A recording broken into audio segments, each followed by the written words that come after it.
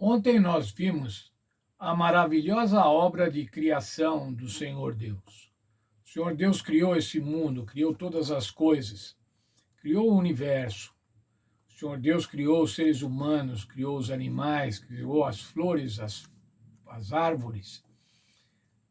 Mas como é que termina, então, essa criação? Como é que se encerra essa criação? Qual é a apoteose dessa criação? Qual é o ato final desta criação?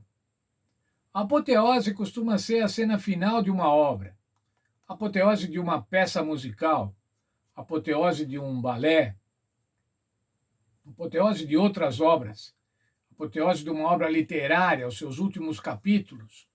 Quais são, então, qual é a apoteose da obra de criação do Senhor Deus? O descanso de Deus e a bênção sobre o sétimo dia. Essa é a apoteose de Deus. Esse é o grande finale da obra criativa de Deus, o sábado.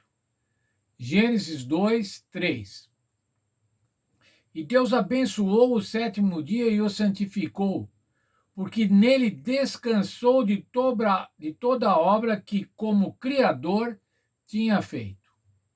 Veja, o Senhor abençoou, santificou e descansou. Mas escuta, irmãos, lá no livro de Isaías, no capítulo 40, no verso 28, a gente lê o seguinte: O Senhor é o eterno Deus, o Criador dos fins da terra.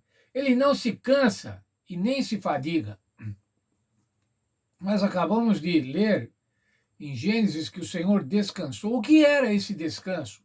O que era esse descanso de Deus, que não se cansa nem se fadiga?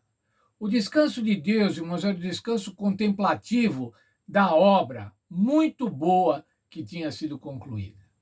Quando você tem alguma tarefa a fazer, quando você tem um trabalho a fazer, um trabalho escolar a fazer, e você conclui aquele trabalho, e você vê que ficou muito bom, você descansa.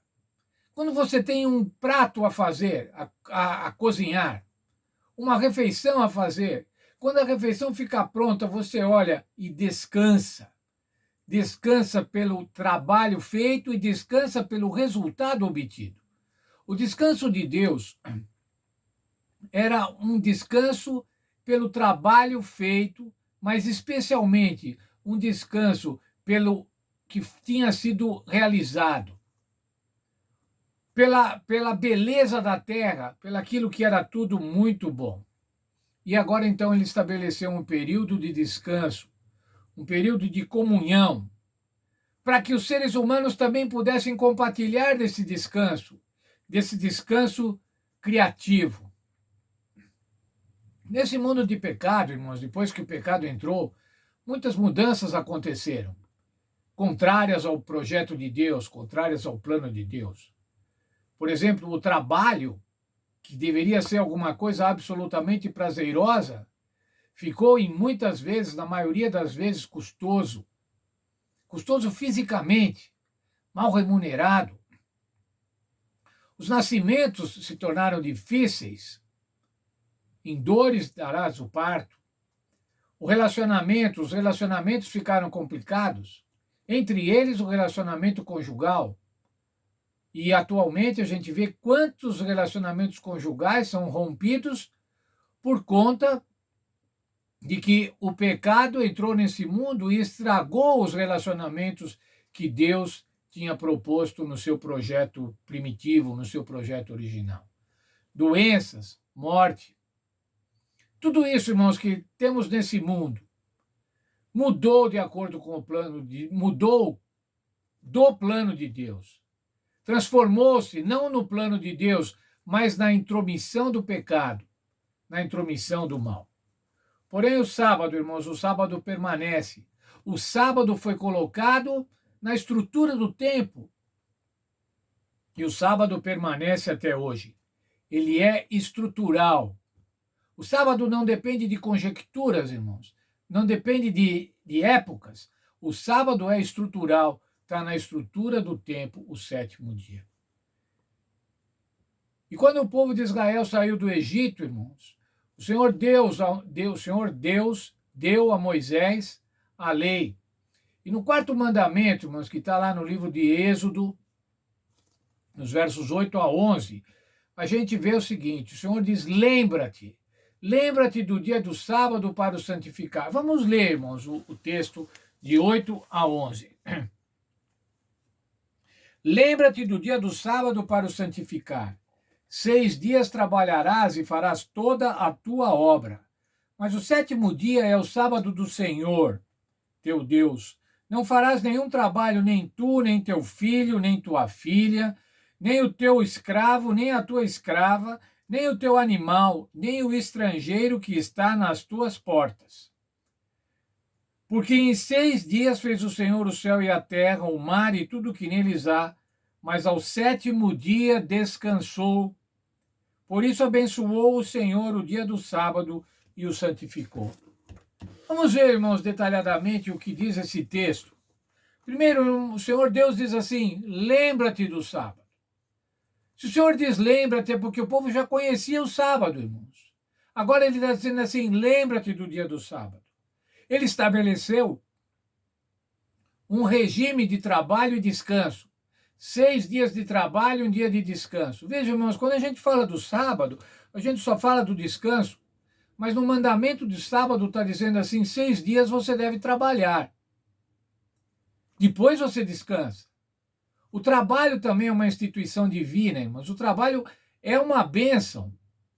Então, 6 dias de trabalho e um dia de descanso.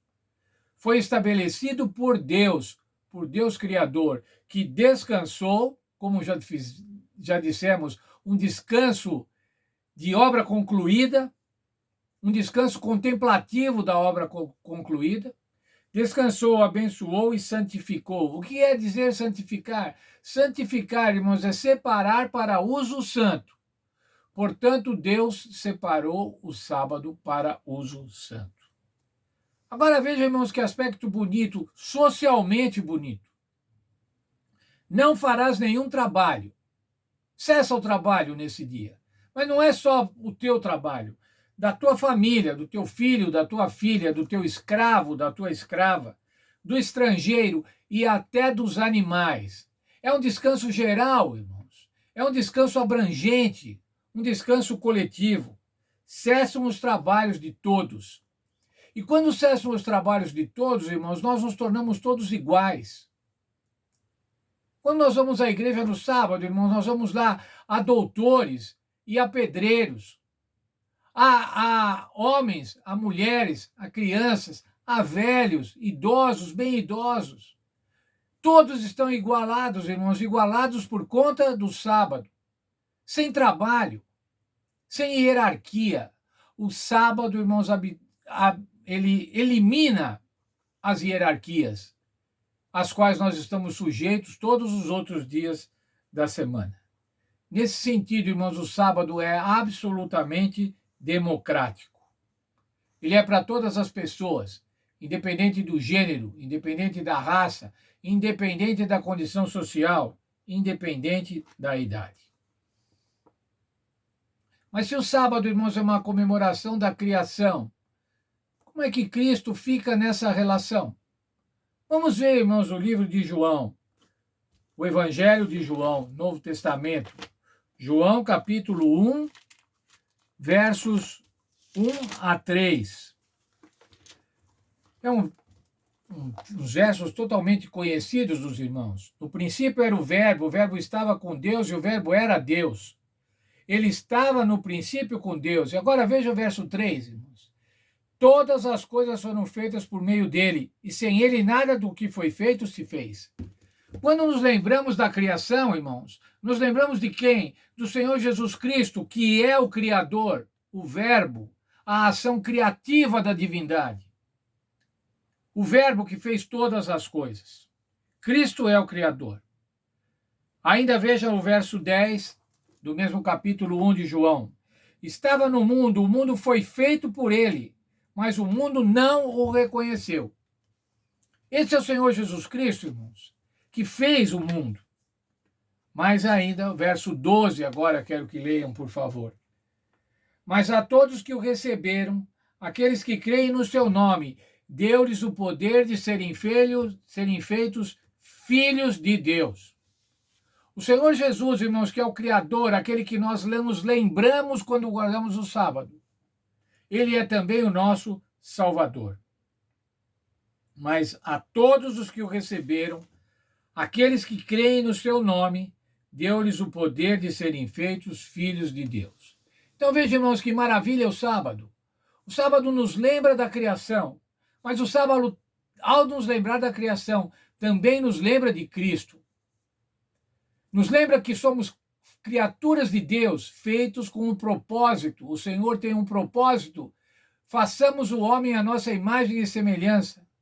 Mas além disso, irmãos, depois do pecado, o sábado nos lembra que o Senhor Jesus é o nosso Salvador, porque ele nos faz sermos filhos de Deus no momento que cremos no seu nome, no momento que o aceitamos como nosso intercessor. Então, irmãos, a ordem do sábado é para descansar.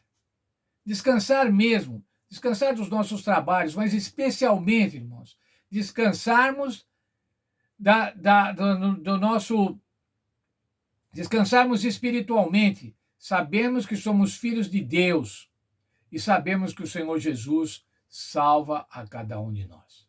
Portanto, irmãos, devemos amar o sábado como esse lembrete tão bonito, tão querido, um lembrete que nos faz descansar.